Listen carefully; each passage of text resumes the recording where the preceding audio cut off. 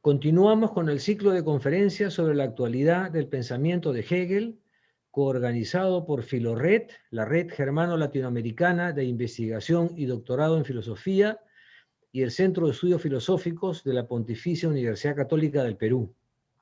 Hoy tenemos el honor y el gusto de contar con la presencia del profesor Mariano de la Maza, uno de los mejores especialistas latinoamericanos en la filosofía de Hegel.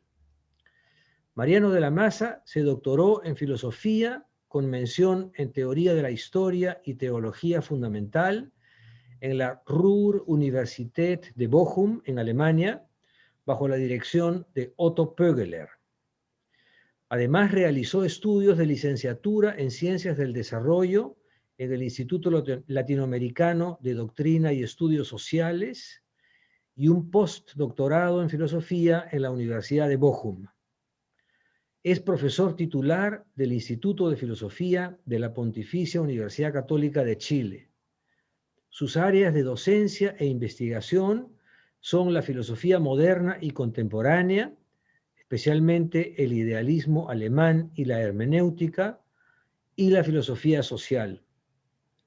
Entre sus publicaciones, que son muchas, destacan Knoten und Bund, sobre la relación entre lógica, historia y religión en la fenomenología del espíritu de Hegel, de 1998, Lógica, Metafísica, Fenomenología, la fenomenología del espíritu como introducción a la filosofía especulativa, del 2004, y Realidad humana e ideal de humanidad, perspectivas antropológico-éticas, coeditado con Andrés Covarrubias, del 2013. Es autor igualmente de muchos artículos sobre idealismo alemán y de otras investigaciones en revistas especializadas. El tema de su conferencia de hoy es Actualidad de la concepción hegeliana de especulación. Invitamos al público a preparar preguntas que nos pueden enviar por Facebook para tener un intercambio con el profesor de la Maza al terminar su conferencia. Dejo con ustedes a Mariano de la Maza. Adelante. Muchas gracias, profesor Giusti, por la presentación y por la invitación a participar en esta actividad, cosa que hago con mucho gusto, como todas las actividades que organiza usted en relación al pensamiento de Hegel. El tema que se me ha pedido exponer es la actualidad de la concepción hegeliana de la especulación.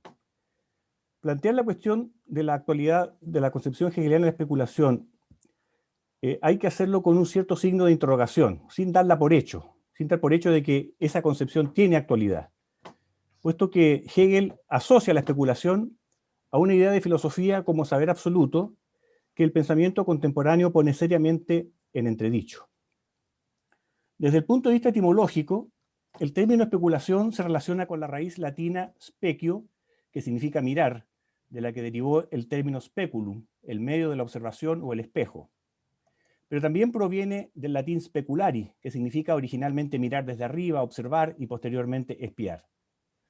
Ambos significados etimológicos se pueden encontrar en diferentes momentos del desarrollo del sistema de la filosofía de Hegel, con distintas acentuaciones, pero no dan cuenta suficiente de la riqueza de sentido de su concepción de la especulación. Por lo tanto, propongo entreverarlos con lo que a mi juicio son los 5 rasgos principales que distinguen dicha concepción. La especulación en Hegel es transfinita, indagativa, predicativa, progresiva y unitiva. Después de explicar brevemente cada uno de estos rasgos, podremos comprobar si todos o algunos de ellos se encuentran también en 2 corrientes de la filosofía contemporánea que de una forma u otra introducen el término especulación: el llamado realismo especulativo y la concepción especulativa del lenguaje en la filosofía hermenéutica de Hans-Georg Gadamer. Parto por la transfinitud. Hegel comenzó a utilizar el concepto de especulación cuando inició su carrera como profesor universitario en Jena, el año 1800. Antes de eso, concebía la filosofía como un proceso reflexivo, que al modo del pensamiento de Kant y de Jacobi, caracterizaba como un saber esencialmente finito, cuyos conceptos limitados eran inadecuados para dar cuenta de la plenitud de lo absoluto. En su crítica a la razón pura, Kant hacía una distinción entre el entendimiento y la razón. El entendimiento era para el filósofo de Königsberg la fuente de las categorías o formas puras del pensar que solo tienen validez cognoscitiva en la medida que sean asociadas, según reglas a priori, a contenidos materiales provenientes de la experiencia sensible. La razón, a su vez, es la fuente de ideas o conceptos elevados enteramente por encima de cualquier contenido empírico que, en tanto que principios incondicionados, cumplen una función regulativa, orientadora del conocimiento hacia el ideal de un saber unitario y totalizante. Pero Kant afirmaba que, en la medida que la metafísica confunde estas ideas regulativas con objetos constitutivos del conocimiento, la razón teórica da origen a sofismas, contradicciones e ilusiones, como por ejemplo la creencia de que es posible un conocimiento puramente racional del alma humana, o que es posible demostrar tanto la existencia como la imposibilidad de un ser necesario en el mundo.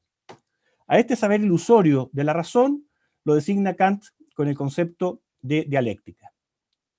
Ahora bien, también Hegel distingue las formas del pensar que corresponden al entendimiento y a la razón.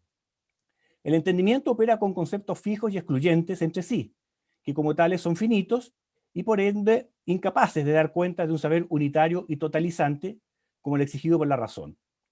Por otra parte, Hegel considera que la razón no puede exigir un conocimiento que no sea realizable. Por lo tanto, es necesario que las formas finitas del entendimiento sean negadas y llevadas más allá de sí mismas hacia el saber unitario o la ciencia de lo absoluto. Esta tarea es realizada por la propia razón, en primer lugar mediante su lado negativo, o sea, por lo que Hegel llama la reflexión, que en los primeros años de Jena tiene su lugar sistemático en la lógica, y por su lado positivo, el lado positivo de la razón, que es la especulación, donde se supera la finitud de los saberes integrándolos en una totalidad unitaria que corresponde a la metafísica. Hacia 1801-2, Hegel designa con el concepto de dialéctica el momento final o conclusivo de las formas finitas del pensar reflexivo, en el que se hace patente su contradicción y por lo tanto la necesidad de su superación hacia el pensar especulativo o metafísico. Más adelante, en 1804, el concepto de dialéctica no se aplica solamente a la parte conclusiva de la lógica, sino a toda ella por entero. Pero desde 1805, lógica y metafísica se fusionan en una sola disciplina, que Hegel llama en ese entonces lógica o filosofía especulativa, y la dialéctica pasa a ser parte integral de su movimiento. Respecto de esta nueva filosofía especulativa, afirma Hegel explícitamente en el prólogo de la Fenomenología del Espíritu, e implícitamente en otras partes de este libro, que constituye el fundamento científico del camino que recorre la conciencia natural hasta el saber absoluto, el cual, saber absoluto, no se encuentra solamente al final del recorrido de la conciencia, sino que opera a espaldas de ésta, marcando los hitos de su recorrido. Hay una cita aquí de Hegel tomada del prólogo, dice: su movimiento, que se organiza en este elemento como un todo, se refiere al movimiento de la fenomenología, es la lógica o filosofía especulativa. En este sentido, la historia de la formación de la conciencia es un saber que ya posee un carácter especulativo, puesto que se mueve por los carriles de una ciencia del absoluto, que puede ser reconocida por aquellos lectores de la fenomenología que Hegel designa como nosotros, es decir, quienes ya han superado la duda y la desesperación que caracterizan la experiencia de la conciencia finita que pugna por acceder a la verdad plena. Una vez recorrido ese camino, el pensar del que se ocupa la lógica ya no pertenece solo al sujeto finito, sino que constituye a la vez la estructura de la realidad en general. En la lógica sostiene Hegel lo siguiente, comillas: esta contiene el pensamiento en la medida en que él es la cosa en sí misma, o la cosa en sí misma en la medida en que es el pensamiento puro. La conciencia ya no aparece como un saber limitado respecto del absoluto, puesto que, según consigna Hegel en una observación al parágrafo 60 de su Enciclopedia de las Ciencias Filosóficas, comillas, algo se sabe como límite o falta solamente cuando uno al mismo tiempo está más allá de ello. Ahí termina la cita. Entonces, de esta manera termino la primera presentación del carácter transfinito de la especulación. Paso ahora a la segunda caracterización de la especulación como un saber indagativo. En la introducción de la fenomenología del espíritu, Hegel declara que el conocimiento no es una realidad intercalada entre la conciencia y el objeto, como podría serlo un instrumento que acercara la verdad a la conciencia, o un medio que al modo del espejo reflejara la luz de la verdad para la conciencia, sino que el conocimiento es la verdad misma, en tanto que captada por la conciencia. Con ello no niega que existan interferencias o factores que impiden captar plenamente la verdad. Lo que afirma es que esas interferencias no son constitutivas del conocimiento, y por lo tanto pueden ser anuladas sin que ello afecte el acceso a la verdad. En ese sentido se puede decir que el concepto de especulación de la fenomenología no se refiere a la raíz latina del término como espejo, speculum, puesto que Hegel descarta expresamente un intermediario entre la verdad y la conciencia. Pero en cambio cabe referirlo al término latino speculari, que significa observar o examinar atentamente algo con una mirada indagatoria que se eleva por encima de la experiencia inmediata. Para reforzar esta interpretación hay que tomar en cuenta que la palabra griega equivalente a examinar algo atentamente o espiar es skeptomai, de la que deriva el concepto del escepticismo. Pues bien, justamente para Hegel, el escepticismo representa un aspecto estructural e insoslayable del pensamiento especulativo, que consiste en detectar las inconsistencias y contradicciones del entendimiento encerrado en determinaciones finitas y estáticas contrapuestas entre sí, como los conceptos de sujeto y objeto, naturaleza y espíritu, finitud e infinitud, entre otros. A este sentido especulativo del escepticismo le contrapone Hegel un mal escepticismo moderno de corte empirista, que por un lado declara que el conocimiento del absoluto es imposible, pero al mismo tiempo confía en la validez de la experiencia sensible, sin justificación suficiente. En la fenomenología del espíritu, Hegel se refiere a su propia concepción especulativa del escepticismo como un escepticismo que se consuma a sí mismo, o escepticismo consumado, como también se lo traduce, el cual consiste en una negación del saber que pretende erigirse como verdadero sin haberse acreditado efectivamente como tal. Pero esa negación no destruye la verdad, sino que más bien despeja el camino de las formas ilusorias o aparentes del saber que impiden alcanzar un saber verdadero. En otras palabras, no se trata de una negación absoluta, sino de una negación determinada, que deja un amplio campo de posibilidades abiertas para una inversión de la conciencia y una reconfiguración del saber imperfecto. Hegel utiliza los conceptos de saber y verdad como los dos polos que la conciencia encuentra dentro de sí misma para someterse a examen. La verdad es aquello con lo que la conciencia se relaciona como algo distinto de sí, lo en sí, que en tanto ella lo hace suyo e interpreta de una determinada manera, es para ella o el saber. Aquí cabe quizás recuperar la imagen del speculum o espejo, pero no en el sentido de algo intermedio entre la verdad y la conciencia que permite a ésta acceder a aquella, sino más bien referida a la conciencia misma, como el lugar en donde se encuentra duplicado lo único verdadero tal como es en sí y tal como se presenta en el saber de la conciencia. El examen consiste en comprobar si verdad y saber se identifican, como corresponde a un saber verdadero, o si existe una diferencia entre ambos lados, en cuyo caso se hace necesario reconfigurar el saber para ponerlo en consonancia con la verdad, que en este proceso se ve igualmente afectada, pues resulta no ser la verdad plena por la que se la tomaba inicialmente. La verdad que se alcanza por este medio de las sucesivas correcciones de la conciencia es una verdad superior que aparece como resultado positivo del proceso de negación de todos los saberes parciales y finitos que no daban el ancho del saber absoluto. Paso ahora al tercer rasgo característico de la especulación, que es su carácter predicativo. En el prólogo de la fenomenología del espíritu, Hegel dedica unas páginas muy importantes a lo que denomina proposición especulativa. De lo que se trata allí no es de defender una cierta forma de saber proposicional en desmedro de otras, sino más bien de criticar la forma proposicional como tal, por ser una expresión inadecuada de la verdad. El problema fundamental que Hegel advierte en el lenguaje proposicional es que en él el sujeto de la proposición funciona como un sustrato inmóvil y fijo, al que se le añaden superficialmente predicados que no introducen en él ningún cambio o alteración sustancial. Por el contrario, desde el punto de vista de la especulación, el sujeto no es para Hegel una realidad ya constituida de antemano, sino que se realiza como sujeto en el proceso mismo de determinarse por medio de sus predicados. La verdad del sujeto son sus predicados, y mientras el contenido de estos no sea desplegado, el sujeto no aparece como tal, puesto que carece de determinación. En la medida que los predicados vayan exponiendo su contenido mediante un movimiento que el propio concepto lleva a cabo en sí mismo, puede hablarse propiamente de un verdadero sujeto, caracterizado por la autoconciencia y la autodeterminación.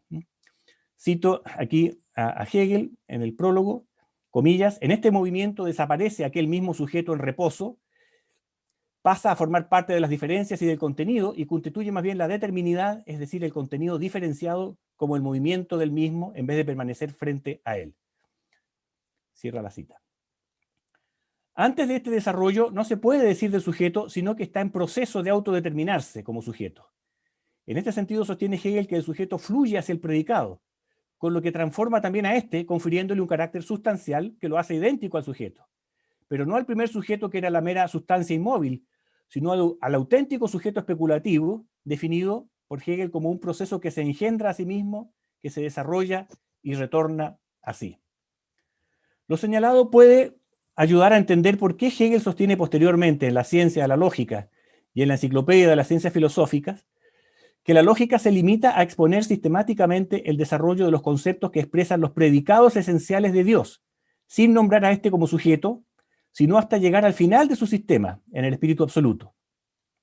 De este modo evita crear la falsa impresión de que se trata de un sujeto de inherencia que sirve de fundamento estable y fijo a todo lo que se le pueda atribuir.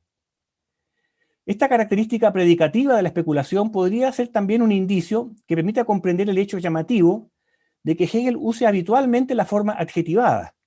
Concepto especulativo, método especulativo, filosofía especulativa, proposición especulativa, lógica especulativa, entre muchos otros, frente a la más escasa forma sustantivada, la especulación o lo especulativo. También es frecuente en Hegel el uso valorativo como forma de ponderar la profundidad de un pensamiento. Así, por ejemplo, cuando se refiere al tratamiento aristotélico del espacio, el tiempo y el movimiento frente a las paradojas eleáticas, o cuando al comienzo de la lógica del concepto reconoce que el concepto kantiano de la síntesis aperceptiva es, dice, comillas, uno de los más profundos principios para la razón especulativa. También cuando se refiere al carácter especulativo del idioma alemán, capaz de aunar la negación y la conservación en un solo concepto, como es el concepto de la Aufhebung.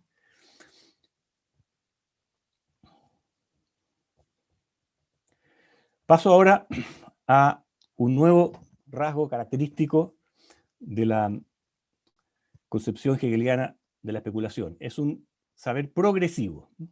En la introducción a su ciencia de la lógica, escribe Hegel lo siguiente, comillas: lo único preciso para ganar el curso progresivo de la ciencia es el conocimiento de la proposición lógica de que lo negativo es precisamente en la misma medida positivo. O sea, que lo que se contradice no se disuelve en cero, en la nada abstracta, sino esencialmente en la sola negación de su contenido particular. O que tal negación no es toda ella negación, sino la negación de la cosa determinada, que se disuelve con lo que es negación determinada. Hegel remite aquí a la concepción espinosista que recibe a través de las cartas sobre la doctrina de Spinoza de Jacobi, y que en latín dice omnis determinatio est negatio. Toda determinación es negación. Algo es lo que es en tanto que no es lo otro que sí. Y por lo tanto la negación y la referencia al otro están presentes en todo concepto determinado. A es no B, no C, y así al infinito. Pero Hegel distingue el infinito bueno del infinito malo. El infinito malo no tiene fin, es indefinido. Por eso mismo no permite determinar cabalmente un concepto u objeto. Una determinación plena solo puede ser realizada por referencia a un infinito en acto, es decir, a una totalidad cuyas diferencias no le son externas, sino internas. Lo determinado no lo es solo en relación a un otro igualmente determinado, sino potencialmente al menos respecto de la totalidad de lo otro. Esta conexión intrínseca entre todos los conceptos, que en cierto modo ya había sido anticipada en la crítica de la razón pura de Kant, al establecer que la determinación plena de un objeto exigiría su comparación con el conjunto de todos los predicados posibles, es finalmente lo que explica por qué la negación de un determinado saber no verdadero conduce a un resultado positivo, es decir, a una verdad más pura y más elevada. Aunque Hegel asocia generalmente el concepto de reflexión, como ya hemos visto, a la filosofía moderna del entendimiento, que disocia el pensamiento y el ser, que en la filosofía antigua y medieval estaban íntimamente conectados entre sí, también incluye este concepto de reflexión en su lógica de la esencia, donde sale a luz la verdad del ser, mediada por las categorías de identidad, diferencia, contradicción y fundamento, que Hegel llama las determinaciones de la reflexión. En virtud de estas categorías, los conceptos de la primera parte de la lógica, es decir, de la lógica del ser, conceptos como el ser, la nada, el devenir, el ser determinado, la cualidad, infinito, entre otros, ya no son vistos como lo que parecían ser en su primera presentación. La esencia es justamente la verdad que no salta inmediatamente a la vista, sino que solo se alcanza cuando se penetra inteligentemente en el sentido profundo de los conceptos. En este lugar de la filosofía especulativa de Hegel puede ser apropiado vincular el concepto de la especulación con la imagen del espejo sugerida por la etimología latina speculum, puesto que los conceptos de la lógica de la esencia aparecen duplicados y reflejados entre sí, como por ejemplo esencia y existencia, sustancia y accidentes, causa y efecto, etc. Las determinaciones de la reflexión, identidad, diferencia, contradicción y fundamento, hacen las veces de un prisma en el que los conceptos expuestos hasta entonces de un modo lineal o plano comienzan a reflejar una estructura diferenciada y relacional que antes había pasado inadvertida. El papel decisivo a este respecto lo cumple sobre todo el concepto de contradicción, que realiza la mediación entre las determinaciones positivas y negativas, que desde el punto de vista del entendimiento son excluyentes, pero que desde el punto de vista de la especulación son momentos complementarios de un concepto superior que permite progresar al conocimiento. Finalmente, en la tercera parte de la lógica, la doctrina del concepto, el proceso ya no es lineal ni reflejo como las primeras dos partes, sino que consiste en un desarrollo diferenciador y reunificador de lo particular en lo universal. En la doctrina del concepto, la especulación alcanza su mayor consumación y desarrollo, y constituye para Hegel lo especulativo en el sentido más propio. El concepto no es para Hegel una universalidad abstracta, como se lo suele entender, sino la universalidad que se da a un contenido concreto, determinándose y particularizándose.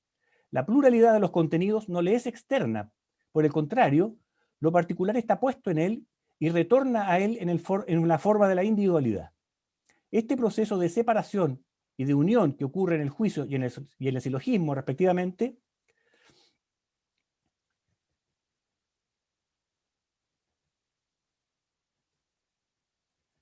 así, por ejemplo, en el caso del juicio, Hegel dice que la palabra Urteil, la palabra alemana Urteil, que significa la partición primordial del concepto, que separa de sí mismo lo particular, se supera, se reúnen esos elementos partidos en el silogismo. En el juicio el concepto se pone a sí mismo como lo otro de sí mismo, como una referencia externa de sus momentos, mientras que el silogismo reúne los extremos separados mediante un término medio que establece la mediación entre ellos.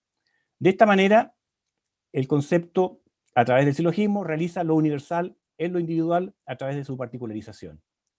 Como tal, el silogismo es para Hegel la estructura esencial de todo pensamiento y de toda realidad, en tanto que tanto el pensamiento como la realidad son racionales. La forma final y más perfecta del concepto la constituye para Hegel la idea absoluta. En ella se supera toda forma de inadecuación del concepto. El concepto se conoce tal como es en sí mismo, conoce su propio movimiento, y en ese sentido puede exponer su método. El método no es un procedimiento que pueda separarse de la exposición del contenido de la lógica, porque ello supondría la separación del pensar y de su objeto. El método es para Hegel simplemente la conciencia del movimiento del contenido del concepto, que no es otro que el concepto mismo, por lo que se trata de una autoconciencia del movimiento inmanente del concepto. Hegel asocia en la lógica el concepto de personalidad a esta peculiar forma de autoconciencia. Me refiero por último a la quinta característica con la que describo la concepción hegeliana de la especulación, que es un saber unitivo. Hegel considera que un aspecto esencial de la especulación se refiere a la necesidad de pensar conjuntamente determinaciones contradictorias, cuyo origen hace remontar hasta Zenón de Elea. Sin embargo, en Zenón, el sentido de poner juntas determinaciones contradictorias es puramente negativo, es decir, apunta a concluir la nulidad de ambas proposiciones. Por lo tanto, le falta a la dialéctica eleática de Zenón la superación de las proposiciones contradictorias en una unidad positiva. Hegel encuentra en Platón, particularmente en sus diálogos Parménides, Sofista y Filebo, la concepción especulativa de que las ideas están concatenadas de tal manera entre sí que no se puede aislar una de ellas sin que de ello resulte una pérdida de la verdad. La cuestión de la unidad de los contrarios se conecta nuevamente con la insuficiencia de la expresión proposicional de la verdad que Hegel mencionara en el prólogo de la fenomenología a propósito de la proposición especulativa y que retoma a lo largo de toda su obra. Este problema consiste en que la proposición hace aparecer la verdad siempre de un modo unilateralmente positivo o negativo, afirmando o negando un predicado del sujeto mediante la cópula. Pero desde la mirada especulativa, la afirmación y la negación son aspectos parciales de la verdad total que aparecen destacados en distintos momentos de la exposición. Así, por ejemplo, del absoluto o de Dios hay que decir que es el ser, pero también hay que decir que es no ser o nada, pues el ser y el no ser son lo mismo en tanto que conceptos puros e indeterminados. Y si entramos en el terreno de las determinaciones, tendremos que decir que el absoluto o Dios es infinito, pero también que es finito, pues la finitud no puede encontrarse fuera del absoluto sin destruir su carácter de infinito. Por lo tanto, la forma proposicional introduce una diferencia que es verdadera en la medida en que es superada. Pero esta superación no se expresa a su vez en una proposición, sino en un encadenamiento de razones cuyo sentido total solo aparece en el resultado de todo el proceso del pensamiento. Es por ello que para Hegel el principio de identidad solo tiene validez en el terreno del pensamiento formal, propio del entendimiento abstracto, pero no así en el pensamiento especulativo. Uno de los textos más claros sobre el sentido de la especulación como un saber unitario se encuentra entre los parágrafos 79 y 82 de la Enciclopedia de las Ciencias Filosóficas, en los que Hegel caracteriza los tres momentos inseparables de todos los conceptos lógicos y de lo verdadero en general. En el parágrafo 79 dice lo siguiente, dice, lo lógico, según la forma, tiene tres lados, el abstracto o propio del entendimiento, el dialéctico o racional negativo y el especulativo o racional positivo. El parágrafo 80, el pensamiento en cuanto entendimiento se queda parado, detenido en la determinidad fija y en la distintividad de ella frente a otra. Un tal abstracto así delimitado vale para el entendimiento como siendo de suyo y como subsistente. El parágrafo 81. El momento dialéctico es la superación de esas determinaciones fijas y el paso a sus opuestas. Y el parágrafo 82. Lo especulativo o racional positivo aprehende, capta la unidad de las determinaciones en su oposición, lo afirmativo que se contiene en su disolución y el pasar. El carácter unitivo y no excluyente de la especulación se muestra también desde otro punto de vista. A diferencia de la tradición filosófica que Hegel relaciona,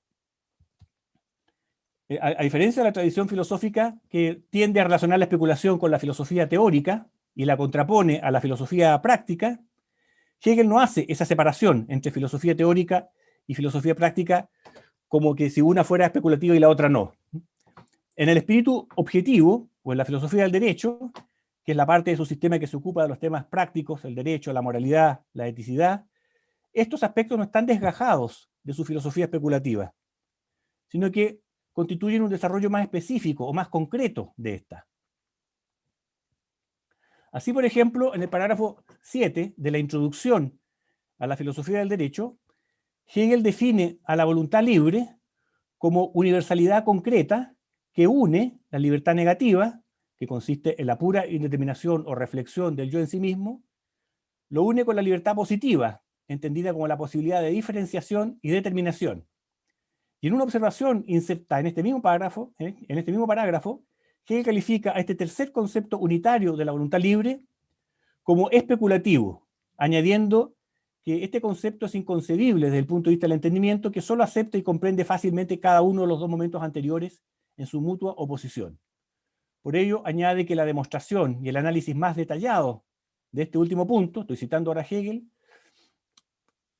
la demostración y el análisis más detallado de este punto íntimo de la especulación, de la infinitud como negatividad, que se relaciona consigo mismo, de esta fuente de toda actividad, vida y conciencia, pertenece a la lógica en su carácter de filosofía puramente especulativa. Es decir, remite la filosofía práctica nuevamente a la filosofía especulativa en su fundamento lógico que está en la base. Bien, una vez señalados someramente estos 5 aspectos o rasgos característicos que me parece reconocer en el concepto hegeliano de especulación, me paso a ocupar ahora de la actualidad. Como decía al comenzar esta exposición, la actualidad de la exposición hegeliana de la especulación no es algo que se pueda afirmar sin más por el solo hecho de que el término especulación esté incluido en la denominación de una corriente de la filosofía contemporánea o en una parte de esta. Así se desprende de una presentación muy somera del movimiento que se ha denominado realismo especulativo. Es un movimiento relativamente reciente, de los últimos 20 años. Un poco más. Se trata de un movimiento que se conformó el año 2007, a raíz de un coloquio en el Goldsmiths College en Londres, y en este evento participaron filósofos como Quentin Millazot, Ian Hamilton Grant, Ray Brassier, Graham Harman. Todos ellos comparten una cierta manera de pensar, aunque también tienen muchas diferencias entre sí. Pero el concepto mismo de realismo especulativo se le atribuye a Brassier, aunque Millazot también había utilizado el concepto de materialismo especulativo para describir su posición. Más tarde se integraron a este movimiento otros filósofos que no voy a nombrar, ¿no es cierto?, pero que de alguna manera a partir de discusiones intensas en redes de comunicación social continuaron esta corriente.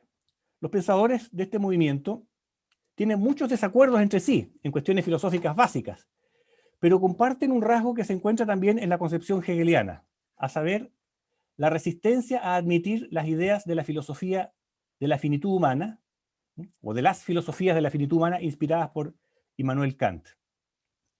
En términos generales, los realistas especulativos son realistas en tanto que defienden una realidad extramental más allá de una experiencia humana correlativa con el mundo.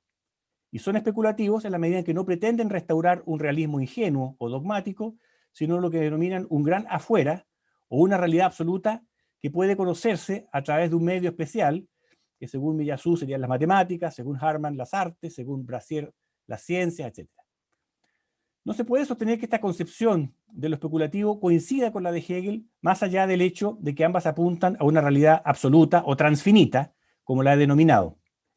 Ya vimos que en Hegel no hay propiamente un medio que permita acceder al absoluto, sino que la conciencia humana está instalada desde un comienzo en el absoluto, solo que debe ser depurada de las apariencias que enturbien su saber e impiden su plena identificación con la verdad.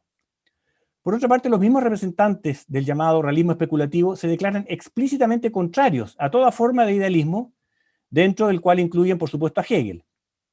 A pesar de sus diferencias, están unidos, todos ellos, por el rechazo a cualquier pretensión de conceder al ser humano un acceso privilegiado a la verdad y por el intento también de refutar lo que denominan el correlacionismo, que Millazot define en su libro titulado Después de la finitud, como la idea según la cual solo es posible conocer la correlación entre pensamiento y ser y nunca cualquiera de los términos de forma independiente. Es claro que una consideración de los objetos o del ser como una realidad independiente del sujeto es una diferencia de fondo con la filosofía de Hegel, de manera que no se puede concluir que en esta corriente se produzca realmente una actualización de su concepto de especulación. En segundo lugar, me voy a referir a una forma distinta de usar el concepto de especulación, que a diferencia de la anterior, sí reconoce su deuda con la filosofía de Hegel, aunque en un sentido muy específico, que no incluye todos los elementos con los que caracterizamos dicho concepto. Se trata de la concepción del lenguaje en la filosofía hermenéutica que Hans-Georg Gadamer expone en la tercera parte de su obra principal, Verdad y Método. A pesar de las indudables diferencias con el pensamiento hegeliano, se pueden apreciar también importantes puntos de contacto con este, que abren la posibilidad de esbozar una nueva forma de filosofía especulativa, a la que me gusta designar con el título de hermenéutica especulativa. La tesis central de la hermenéutica gadameriana sostiene, comillas, el ser que puede ser comprendido es lenguaje, cierre comillas. Esto quiere decir para Gadamer que todo puede ser comprendido en la medida en que encontremos las palabras que enuncian su sentido. Pero dado que las palabras no pueden dar cuenta adecuada de todo lo que se comprende cuando algo se comprende, y de todo lo que se dice cuando algo se dice, ellas siempre se quedan cortas y llaman a seguir buscando más palabras que permitan desarrollar la comprensión, es decir, interpretar, que significa justamente hermeneuein en griego, ¿cierto? Interpretar. En el marco de esta concepción, Gadamer se refiere a lo que llama el carácter especulativo del lenguaje. Esto significa para él, en primer lugar, que en el lenguaje la unidad de lo comprendido se duplica como en un espejo entre lo que es en sí mismo y lo que es para el que lo comprende. O siguiendo la terminología acuñada por el mismo Hegel, es la aparición para mí de un en sí, una misma cosa y a la vez distinta. Como en Hegel no se trata de un medio intercalado entre la conciencia y el objeto, el lenguaje no es un medio intercalado entre la conciencia y el objeto, sino más bien se trata de un centro o de un lugar de encuentro entre ambos términos, a los que se considera inseparables. En segundo lugar, el carácter especulativo del lenguaje se refiere en Gadamer al hecho de que los recursos finitos de las palabras remiten a una infinitud de sentido susceptible de ser develado por ellas. Cito a Gadamer: la estructura especulativa del lenguaje consiste no en ser copia de algo que está dado con fijeza, sino en un acceder al lenguaje en el que se anuncia un todo de sentido. Ahí termina la cita. El hombre no está atado, según Gadamer, a la representación del mundo propia de su lengua. La puede ampliar y la puede enriquecer con mundos lingüísticos extraños, sin que eso implique dejar de pertenecer a su propio mundo. En este sentido, el lenguaje es para Gadamer el centro desde el cual se desarrolla la experiencia hermenéutica y en general toda la experiencia del mundo como experiencia de la finitud humana, pero una finitud abierta al infinito. Cito nuevamente a Gadamer: todo hablar humano es finito en el sentido de que en él yace la infinitud de un sentido por desplegar e interpretar. Gadamer retoma la revitalización heideggeriana del concepto griego de la verdad como aletheia, como desocultamiento o develamiento del ser, que ahora adopta la forma de un acontecimiento en el que el sentido del ser accede al lenguaje. La verdad, dice Gadamer, acontece a través de la palabra que nos alcanza en la medida que le prestamos oídos. Este acontecer del sentido en el lenguaje es dialéctico, dice Gadamer, en tanto que expresión de lo especulativo. Se trata de un movimiento de la cosa misma al que la conciencia se pliega. Cito a Gadamer: por supuesto que la cosa no anda su camino ni sigue su curso sin que nosotros pensemos, pero pensar quiere decir precisamente desarrollar una cosa en su propia consecuencia. Y para esto hace falta mantener a distancia las ideas e imágenes que acostumbran a ponerse en medio y atenerse estrictamente a la consecuencia del pensamiento. Esto es lo que la filosofía griega llamaba dialéctica. Sin embargo, Gadamer también toma distancia del sistema de la filosofía de Hegel en la medida en que el saber absoluto que esta filosofía pretende exponer no toma en serio, suficientemente en serio, la facticidad de la realidad humana, por lo que considera que el lenguaje es una forma transitoria de la razón que llega a su consumación al plasmarse en categorías lógicas puras y eternas. El lenguaje humano fáctico es transfigurado, por así decirlo, y superado en las categorías lógicas hacia las que tiende. En ese sentido, la infinitud a la que se refiere la filosofía hermenéutica no es el infinito actual de Hegel, sino que es el infinito potencial o indeterminado que Hegel calificaría de infinito malo. Al concluir esta exposición, retomo la pregunta acerca de la viabilidad de un encuentro entre filosofía especulativa y hermenéutica. Considero que, si bien es posible reconocer la dimensión especulativa en la hermenéutica de Gadamer, esta lleva consigo una transformación del sentido de la especulación que hace posible pensar en su proyección futura, a pesar de las dudas que merece un saber con pretensión de absolutez, que justamente es una pretensión que Gadamer no tiene. Cuando Gadamer insiste en la dimensión especulativa del lenguaje y la consiguiente universalidad de la hermenéutica, no pretende justificar una universalidad metafísica basada en el supuesto de una cierta capacidad del lenguaje de dar cuenta de la esencia o de la estructura inteligible que se oculta tras las manifestaciones fenoménicas. Se trata de algo muy distinto. El único supuesto, que no requiere de mayor justificación, es la existencia fáctica de seres humanos finitos que procuran comunicarse entre sí, formulando preguntas de interés común y buscando caminos para responderlas de un modo que pueda ser entendido y aceptado como verdadero por todos aquellos que participan de este proceso. El medio o elemento en el que los hombres realizan esta experiencia común es el lenguaje, y el modo en que lo hacen es el ejercicio de la conversación o del diálogo, lo que no sería posible si la realidad acerca de la cual se busca el entendimiento no compareciera en el lenguaje de algún modo reconocible, aunque sea parcial y finito, según el propio modo de ser de los hombres que dialogan. Este modo de ser es fáctico, es histórico, por lo que el saber humano es al mismo tiempo condicionado y abierto y no tiene asegurado el éxito de antemano. Lo que brota de este ejercicio puede considerarse una filosofía verdaderamente especulativa en la medida en que busca una verdad que no está hecha simplemente a la medida del hombre, sino que lo trasciende y lo mide, que lo supera. pero al mismo tiempo es una filosofía verdaderamente hermenéutica si toma en serio la finitud humana y muestra que el acceso a esa verdad requiere de un diálogo arduo, continuo y gradual entre muchos, el cual no puede darse nunca por acabado. Me parece, para terminar, que transitar por esta vía especulativa es un esfuerzo que vale la pena. Muchas gracias.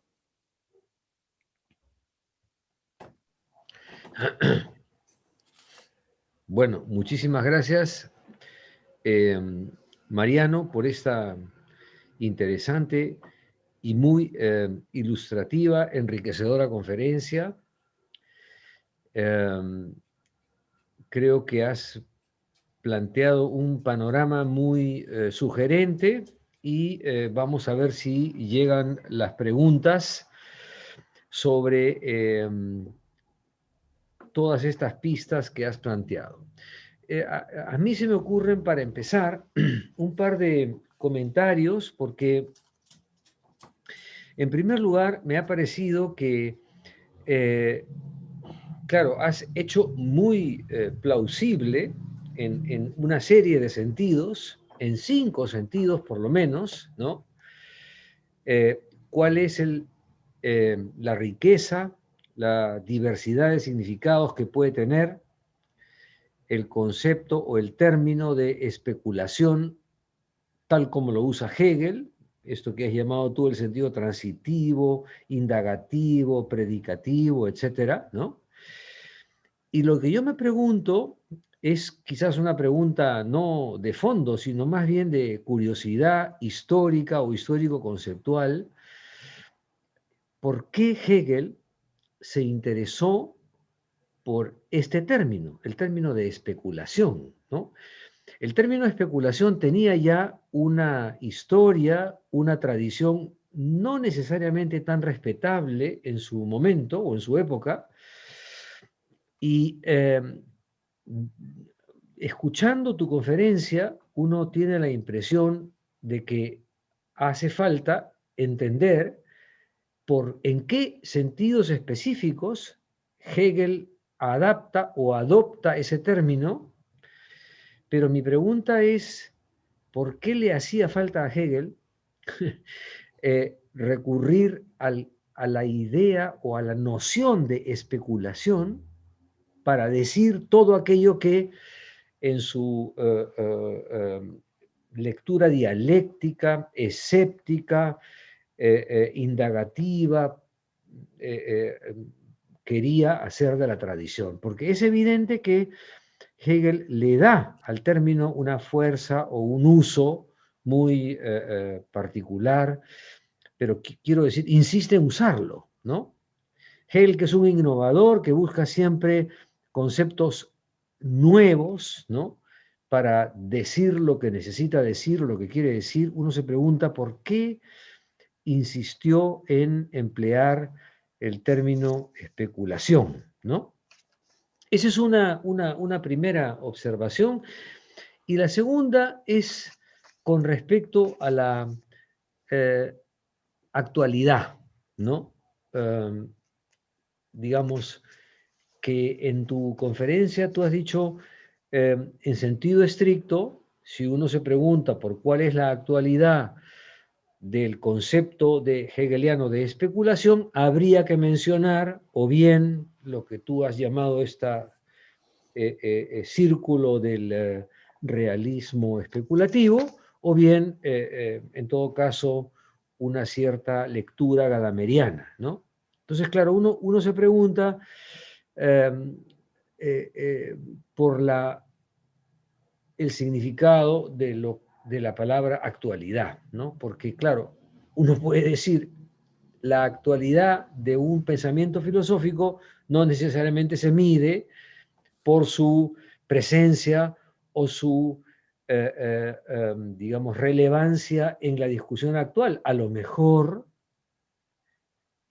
nos hace falta actualizar un pensamiento que no está siendo considerado en la discusión actual, es decir, que no tiene, entre comillas, actualidad o no es un pensamiento en boga o de moda, pero a lo mejor que no lo sea, es un problema de la discusión actual y nos hace falta recuperar hacerlo actual más que detectar simplemente su actualidad, ¿no? Esas serían mis dos observaciones primeras. Bueno, muchas gracias por las preguntas. Es difícil saber por qué escogió Hegel ese concepto. Uno podría ver cuáles son los antecedentes más inmediatos, ¿no?, en la filosofía moderna, porque uno puede remontarse también al mundo antiguo y medieval, ¿no es cierto?, donde el término especulación es más frecuente, ¿no es cierto?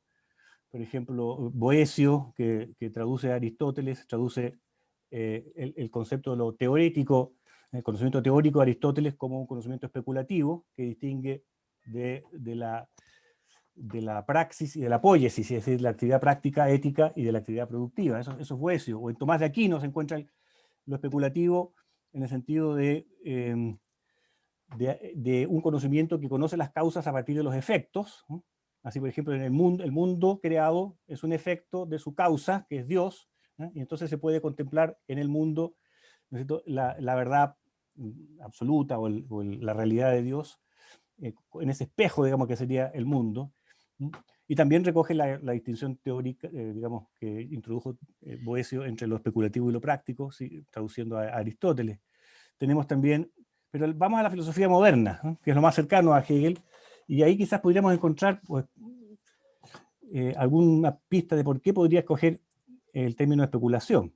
Quizás a contrario senso, es decir, oponiéndose al rechazo que este concepto suscita en autores como en Descartes y Kant, por ejemplo. Por ejemplo, en Descartes. Descartes relaciona la especulación con pensamientos alejados del sentido común, pensamientos que no atañen a los intereses reales de los hombres y que por lo mismo no producen, dice, más efectos que la vanidad.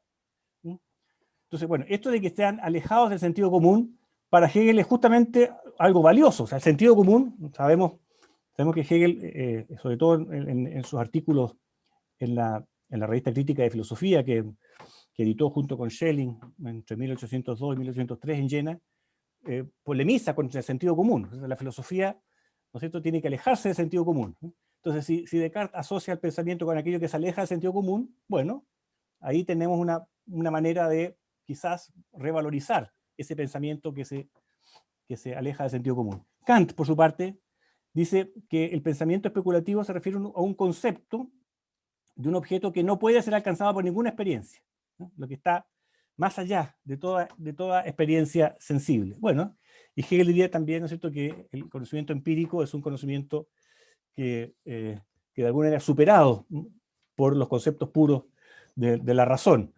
Entonces, de alguna manera uno podría suponer que hay aquí un intento como de ir contra la corriente de esta especie de descalificación de la especulación, pero una descalificación que está asociada a una cierta defensa del sentido común en Descartes, o a una cierta defensa de un saber atado a lo empírico, como en Kant. Entonces, como Hegel quiere hacer justamente lo contrario, bueno, escoge el término que ellos usaban, digamos, de esta manera, que a Hegel le parece más positiva y no negativa como a ellos. Es una posible interpretación. Hay que hacer notar también que Hegel se encuentra en Jena con Schelling, y aquí está la típica discusión entre los schellingianos y los hegelianos, porque Schelling también comienza a usar, en esta época más o menos, el concepto de especulación, y Hegel al principio es una especie de seguidor de Schelling, ¿no es cierto?, hasta que Schelling se tiene que ir de Jena. Siempre se considera a Hegel como el hombre que lo acompaña, que de alguna manera defiende su filosofía frente a otras. Y tanto Schelling como Hegel usan el término especulación para referirse a este saber absoluto, una ciencia a lo absoluto. Y claro, los partidarios de Schelling dicen que Schelling fue el que inventó el texto y que Hegel lo copió, y otros dicen, no, Hegel empezó antes y Schelling lo copió. Eso hay que dejárselo a los hinchas de ambos filósofos, no lo vamos a resolver, pero coincide que ambos, más o menos a la misma época y por la misma razón, digamos, que quieren defender un saber absoluto, una ciencia a lo absoluta, más allá de un saber finito, como el que le reprochan sobre todo a Kant, y también a Jacobi, pero en cierto modo también a Descartes, a su manera.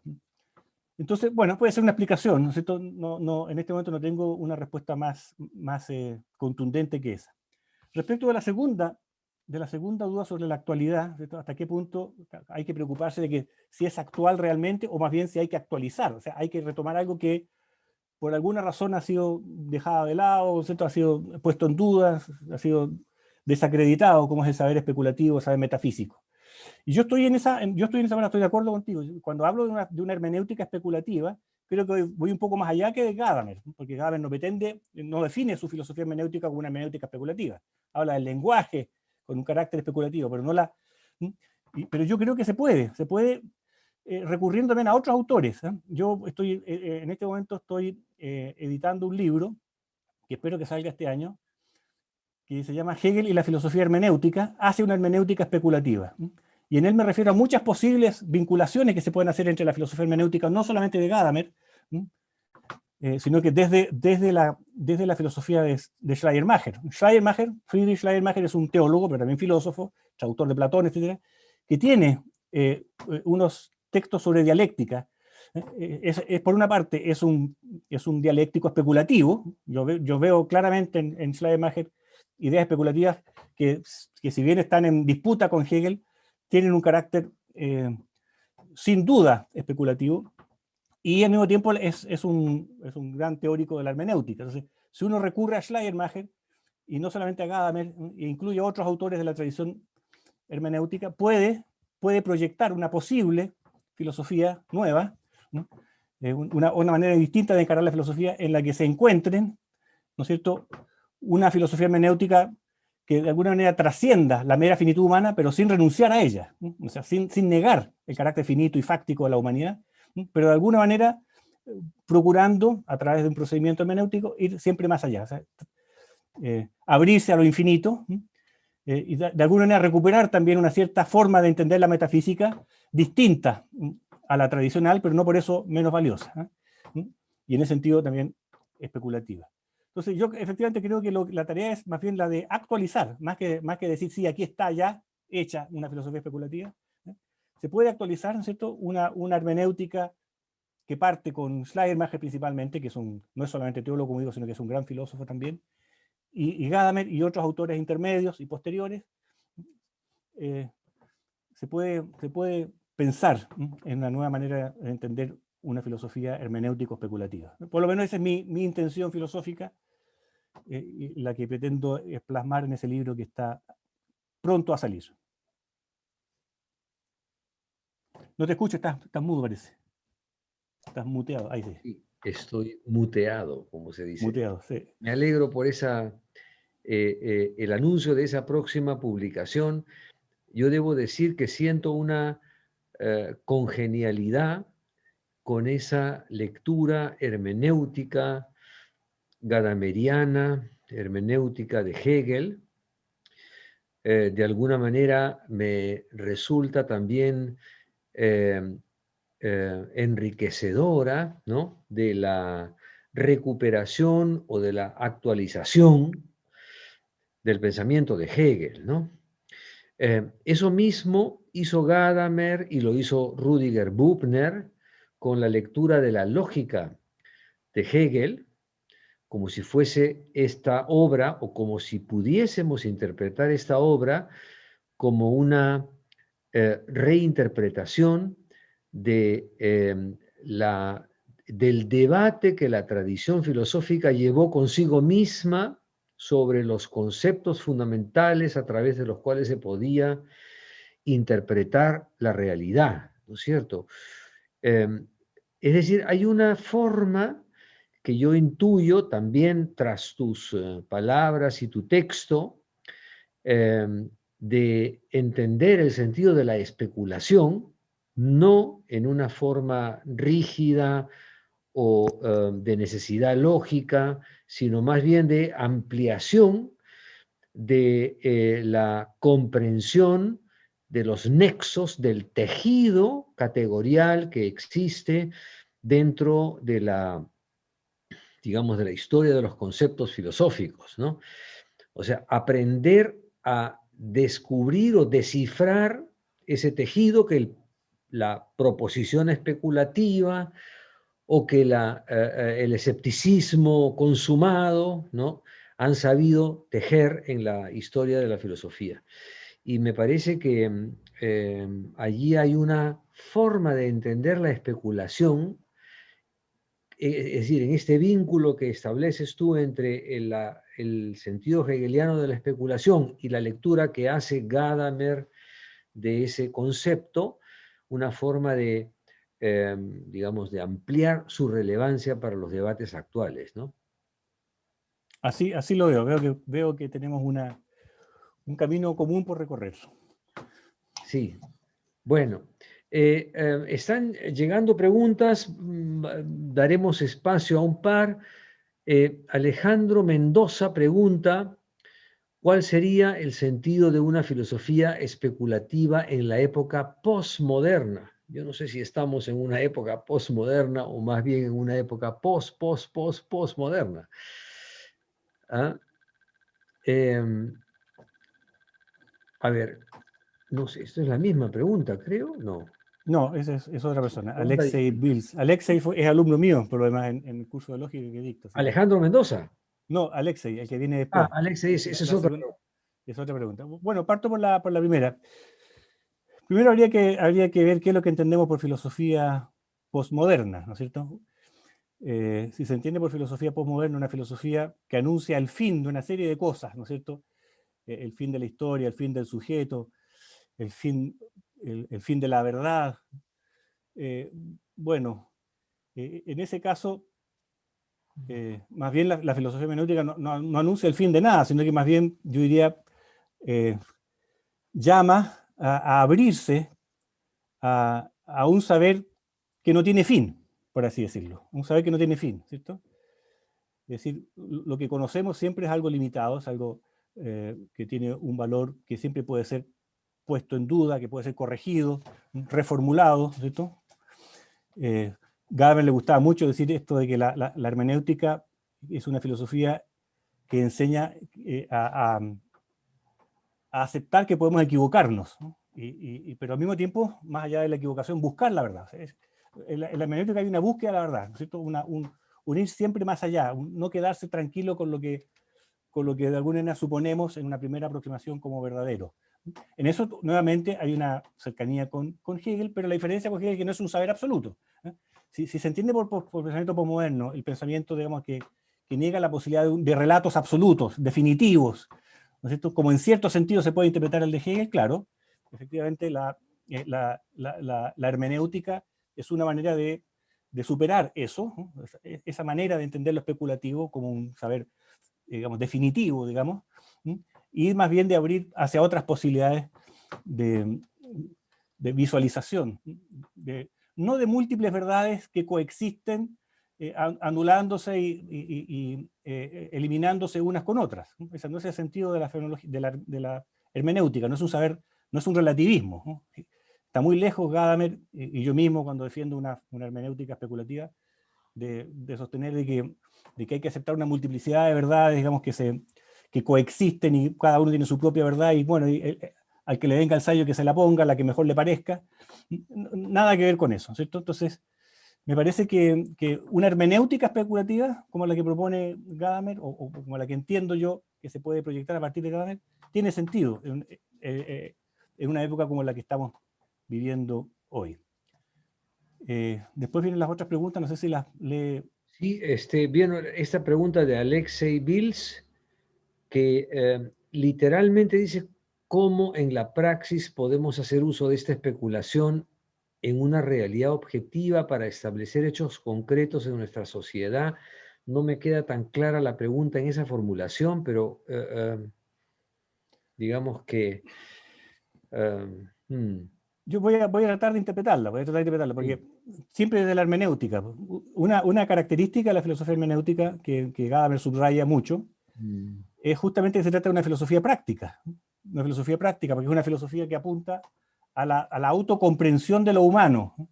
En ese sentido es práctica, ¿no es cierto? El hombre se comprende a sí mismo y a partir de esa comprensión de sí, ¿no es cierto?, puede también transformar la realidad o actuar sobre la realidad de una manera que tenga sentido, otra palabra muy importante para la hermenéutica, que tenga sentido para la vida humana, para su enriquecimiento, para su proyección, etc. Entonces, ahora, ¿cómo se pueden establecer hechos concretos en nuestra sociedad? Aquí viene la relación entre interpretación y transformación. Un poco la crítica que hacía, a lo mejor está pensando en la crítica de Marx, en sus tesis sobre Feuerbach, ¿no? Lo que hay que hacer no es interpretar la realidad, sino que transformarla.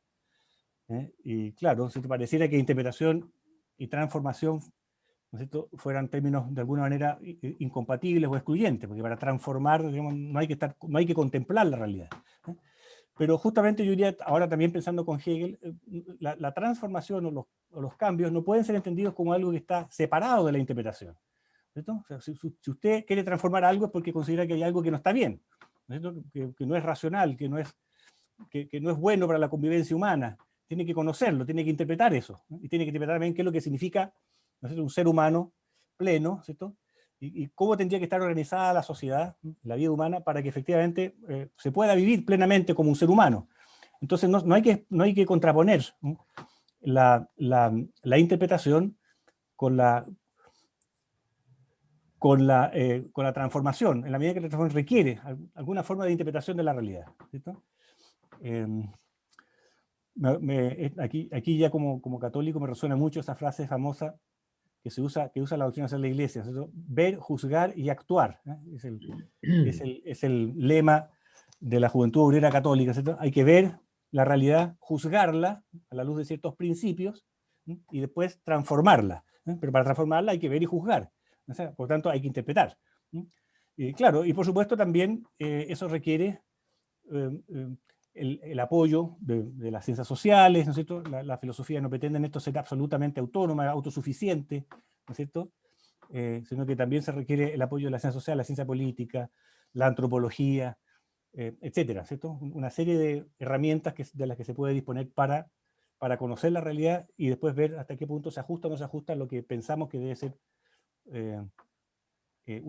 algo bueno para la vida humana, ¿no? Una vida humana que se pueda desplegar libremente.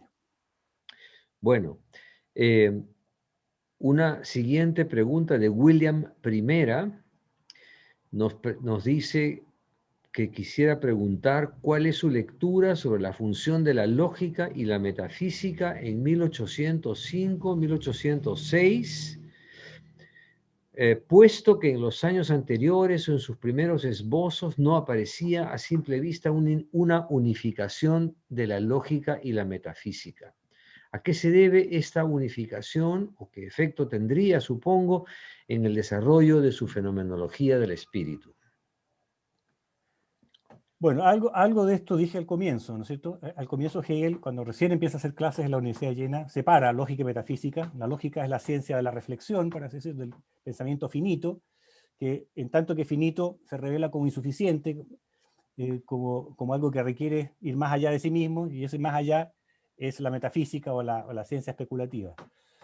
Ahora, ¿por qué fusiona las dos? Esa es una muy, muy buena pregunta, ¿cierto? ¿Por qué fusiona Hegel lógica y metafísica y finalmente hacia 1805 la llama filosofía especulativa, un término que después no aplica solamente a la lógica, después simplemente la llama ciencia de la lógica y es su metafísica, es lo mismo.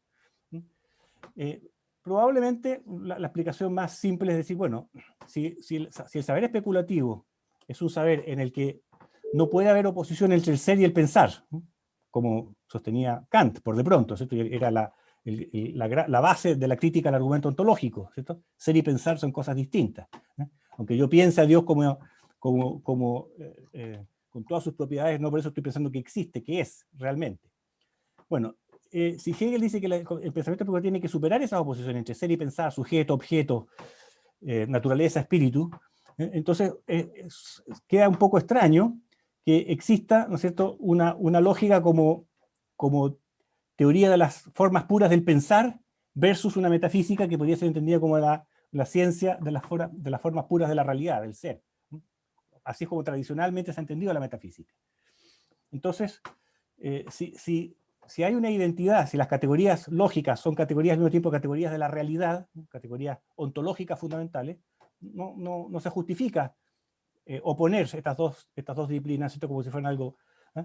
Hegel las integra finalmente en la ciencia de la lógica del ser y la lógica de la esencia, o la lógica objetiva, como la llama Hegel, de alguna manera incorpora los conceptos tradicionales de la metafísica, y la lógica del concepto incorpora los conceptos tradicionales de la lógica, pero no como conceptos contrapuestos, sino que más bien integrados. Son momentos del desarrollo donde prevalece más lo objetivo en un momento, o más lo subjetivo, pero nunca lo objetivo contra lo subjetivo, o lo subjetivo contra lo objetivo.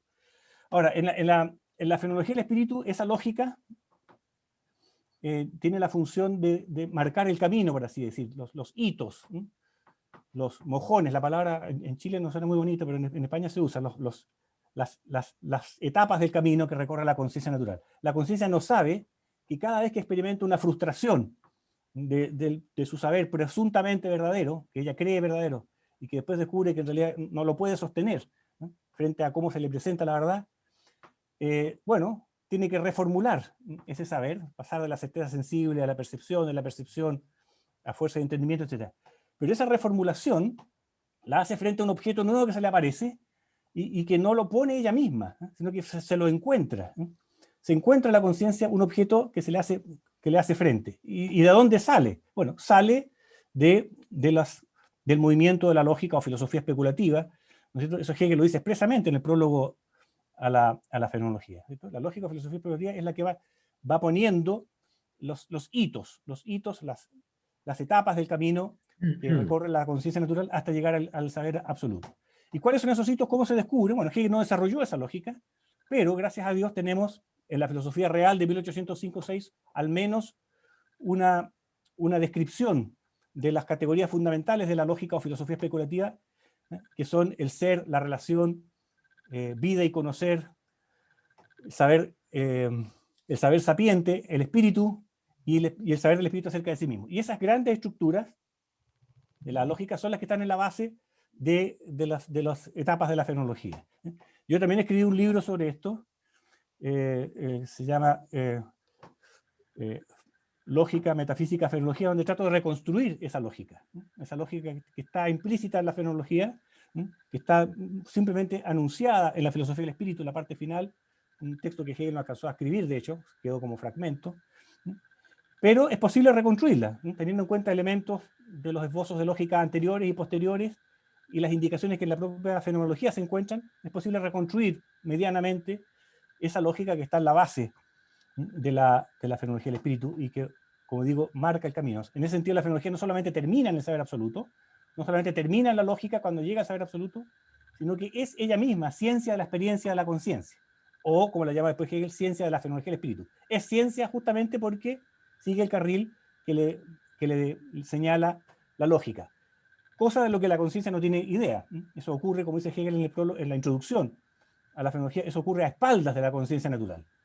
Ella simplemente se va encontrando con objetos nuevos y tiene que volver a interpretarlos, intentar una nueva forma de articulación del saber, que va resultando siempre insuficiente hasta llegar finalmente a la meta. Cada vez menos insuficiente, cada vez más cercano al saber absoluto, pero siempre guiado por esta lógica o filosofía especulativa que está operando subterráneamente en la fenomenología.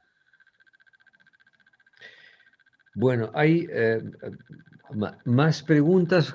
Quizás tenemos tiempo para una última pregunta de Ariam Vilcarino, que es un poco larga, pero que se resume en lo siguiente. Usted ha explicado en su conferencia que Hegel trató de hacer una dialéctica entre la finitud y la infinitud, y en cambio la filosofía del siglo XX o la filosofía contemporánea habría quebrado o fragmentado o separado nuevamente la relación entre lo finito y lo infinito. ¿Le parece a usted que a Hegel, que digamos que hizo bien, que en eso esa es una deficiencia de la filosofía contemporánea, haber deshecho esa dialéctica hegeliana entre lo finito y lo infinito?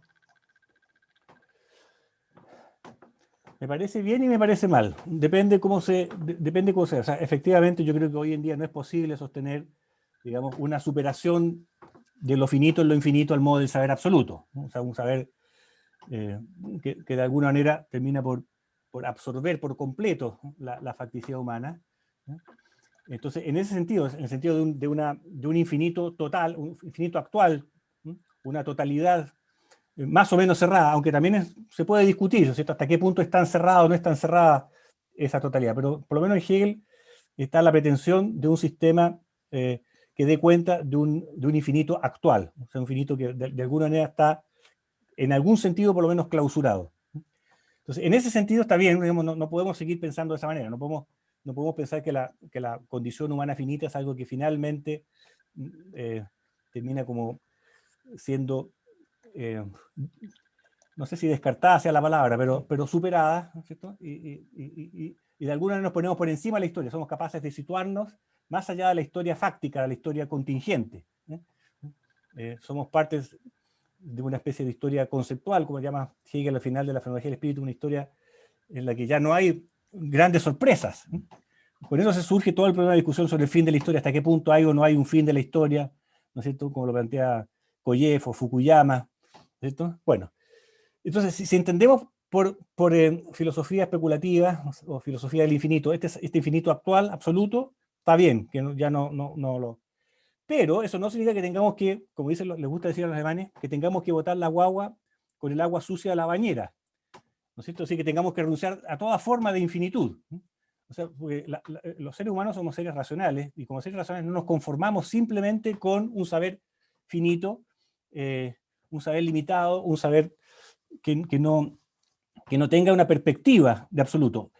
Pero una cosa que tenga perspectiva absoluta, que esté abierta a lo absoluto, y otra cosa que pretende que puede alcanzar un saber absoluto del absoluto. O sea, lo que se puede alcanzar es un saber relativo del absoluto, pero con perspectiva de absoluto, o sea, con apertura a la infinitud. O sea, reconociendo de que no damos todavía, ni podemos dar, probablemente en esta vida, el ancho de un saber pleno. A mí me gusta a veces recordar, a propósito de esto, una cita de San Pablo en la primera carta a los Corintios, que tiene algo que ver con el concepto de especulación en cierto sentido, porque dice, mientras estamos en esta vida histórica, concreta, fáctica, no son las palabras que usa San Pablo, pero lo interpretamos así, vemos la verdad como a través de un espejo, oscuro, un espejo que no nos permite captar la verdad plenamente. Dice San Pablo, bueno, el día que lleguemos a la vida eterna, que contemplemos a Dios cara a cara, ahí sí vamos a poder conocer la verdad en plenitud. Pero nosotros no estamos en eso, y no podemos pretender de que en la historia real, ¿no es cierto?, podemos contemplar la realidad absolutamente. Entonces tenemos que conformarnos, ¿no es cierto?, no con renunciar al absoluto, sino que con contemplarlo de una manera imperfecta, abrirnos a formas cada vez nuevas de acercarnos a una realidad que en sí misma es absoluta, ciertamente, yo estoy convencido de eso, una realidad que en sí misma es infinita, pero eso no significa que para nosotros, con nuestras posibilidades, con nuestros recursos, con nuestras limitaciones, pueda ser aprendida en forma infinita. Son cosas distintas. O sea, afirmar lo infinito, ahora, si se niega la existencia de algo infinito, de algo absoluto, si se renuncia a aceptar que existen verdades absolutas, aunque no podamos captarlas como tales, en eso yo no estoy de acuerdo. Ese sería para mí un defecto del pensamiento contemporáneo en la medida en que renuncia a esa apertura a lo absoluto o a lo infinito. Pero una cosa es no renunciar y otra cosa es creer que podemos captarlo mediante un saber absoluto. Son cosas distintas. Tenemos que conformarnos con un mal infinito, en otras palabras. Un mal infinito, pero un mal infinito que no renuncia por eso al infinito. Es malo porque nosotros no nos da para más, por el momento. Pero, ¿qué le vamos a hacer?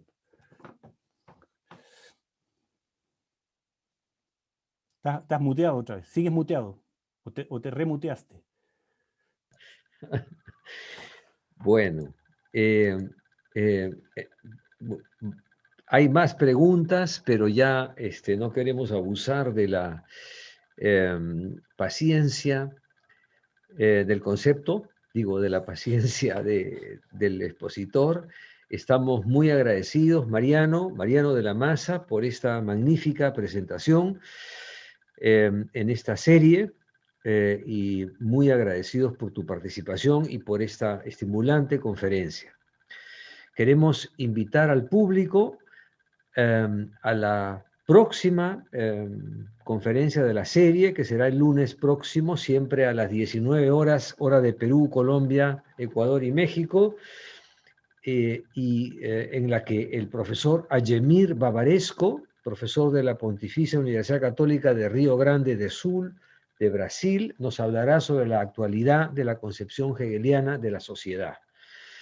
Les agradecemos a todos por su presencia virtual y a Mariano de la Maza por su conferencia. Buenas noches.